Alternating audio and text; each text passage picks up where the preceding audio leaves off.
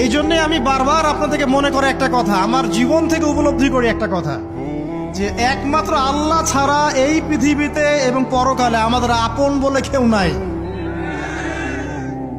বাকি সবাই সবার স্বার্থের জন্য আছে।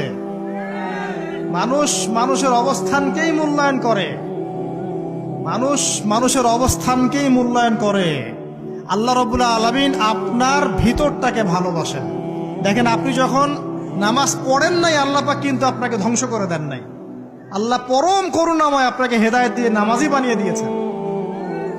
জীবন অনেক পাপ করেছেন, ইনস্ট্যান্ট আল্লাহ পাক শাস্তি দিতে পারতেন, আল্লাহ পাক দেন নাই। আল্লাহ আপনাকে ভালোবাসেন, আল্লাহ আমাকে ভালোবাসেন। আল্লাহ পাকের এই ভালোবাসার ঋণটা শোধ করার জন্য হলেও নামাজি হয়ে যান,